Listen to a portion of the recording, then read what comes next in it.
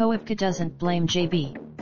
Holmes slow play for Portrush. Northern Ireland major monster Koepka wasn't about to place the blame for a disappointing final round in the 148th British Open on playing partner JB. Holmes and his, yes, Holmes is one of the most unhurried players in professional golf, and yes, Koepka, the winner of 4 majors and 3 of the last 7 played, does a slow burn when play is slow.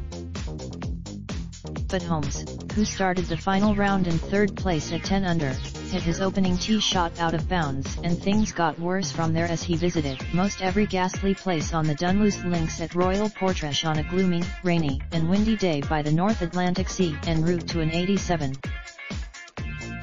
Yes, Koepka did point to an imaginary watch walking off one hole as he stared at the walking official, his way of saying let's speed things up.